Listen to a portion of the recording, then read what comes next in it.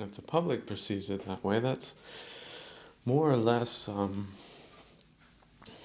as far as human measurements go, it is somewhat of a bellwether. Did someone say the wrong thing at the wrong place in the wrong time, in the wrong way? That's all that is, are things that need to be taken into account, especially should one engage in any type of public speaking or to any type of audience.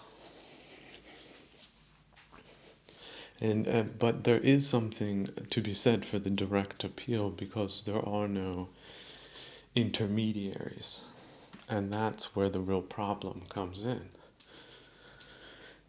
If you take the employment of a company, you have to be on the company's team, otherwise you could get fired.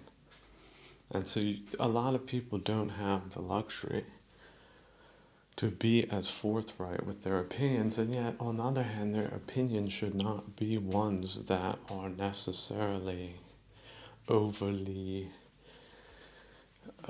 emotional. It should be a heartfelt appeal, but it should be done in a professional way, which means detached from one's own emotions, especially if one is presuming to speak for the majority.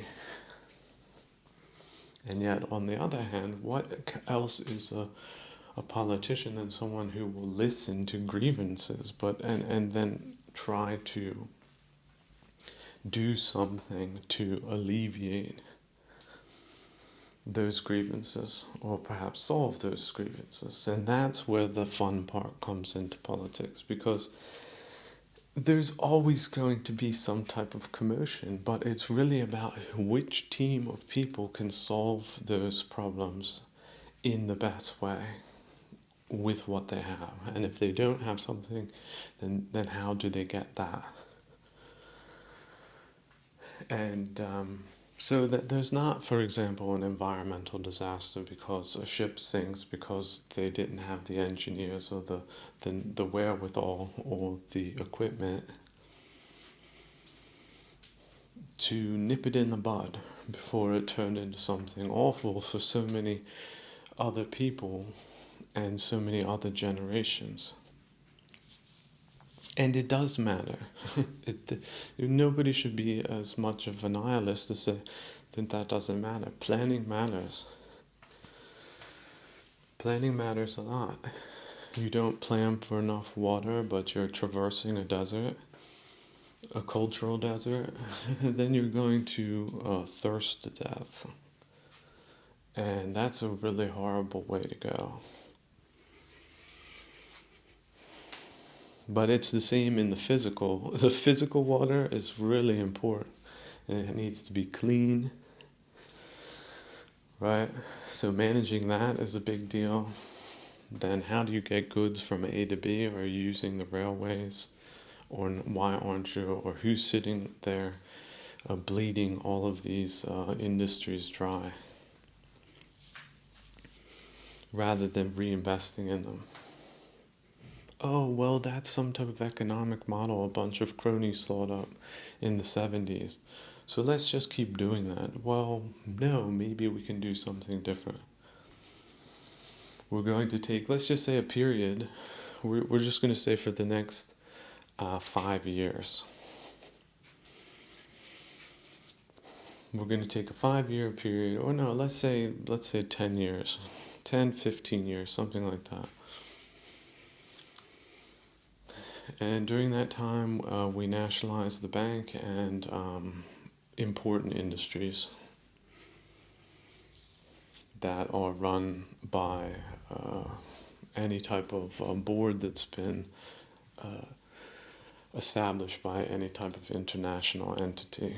So it gets renationalized.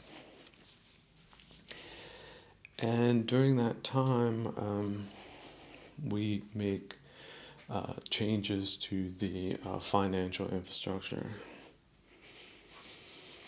and also to the, let's say, shift our focus perhaps back to industrialization that in the new way. So new industrialization, which is not like the old way at all, which might also be better managed than the old way, which it means not misusing workers, but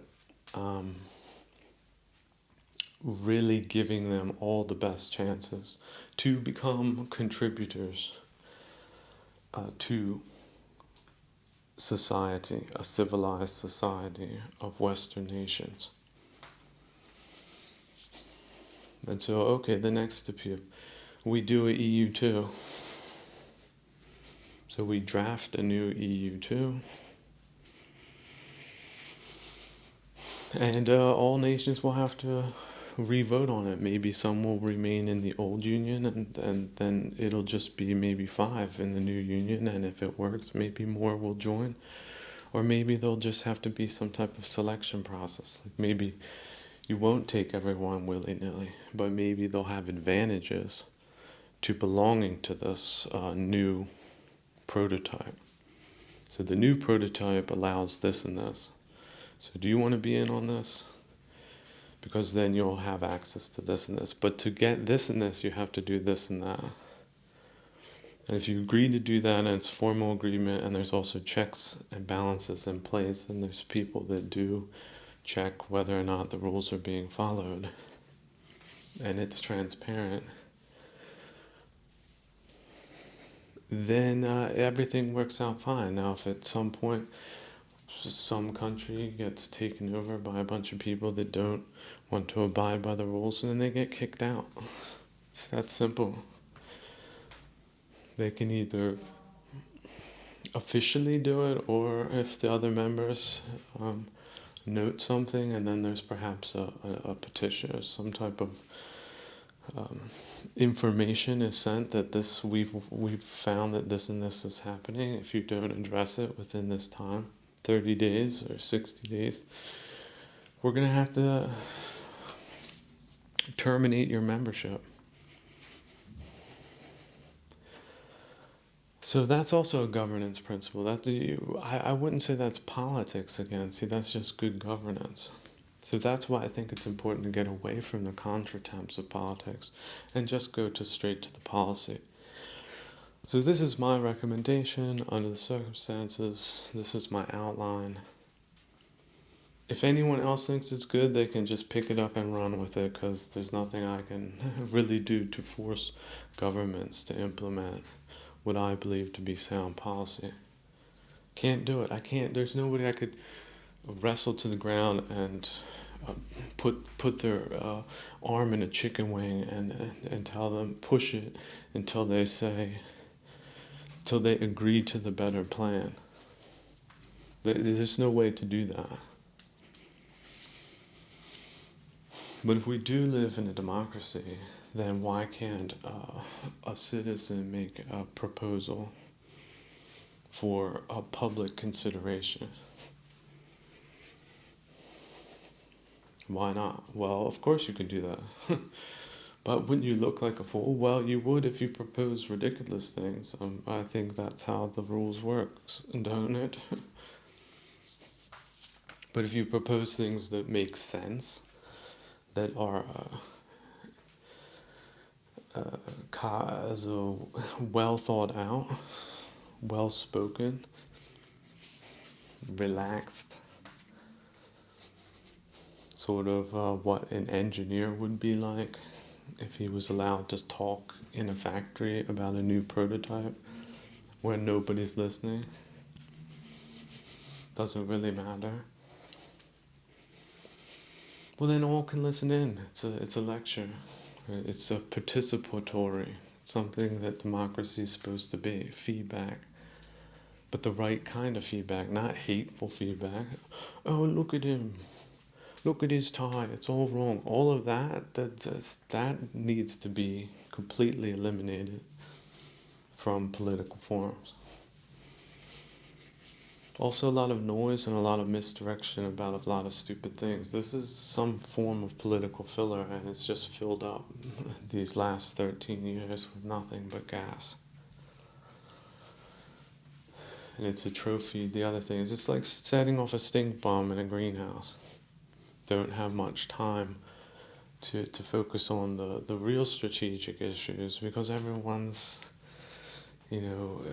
handling the pitter patter. It's like some type of a comedic routine where the comedian is just engaging with hecklers all the time instead of working on his jokes. And see, the politician's the same way. The politician can't commit himself to deep strategy when it's about what this person said about that, and we need to support these people that nobody likes because it's a wise, sound policy. It's very strange, the atmosphere that our open, how polluted our open societies have become because, oh, they're open, by the way. So they set, they've opened sewer pipes in the lake that we thought was a national discussion, national biotope. They've turned on the pollution pipes. So now when you swim in it, you could get a terrible disease. You see how that's sort of like a metaphor for a lot of different things. Like, just think, put it under a microscope. What does the water look? Well, there's fecal matter in this water, sir, and that's leading to a proliferation of bacteria, which is harmful for human health. Well, that can be thoughts. That can be bad vibes. That can be trace minerals. That can be all different types of things, all different types of ingredients that don't really belong in a political forum dedicated to making things better under all circumstances, at all times, in all ways.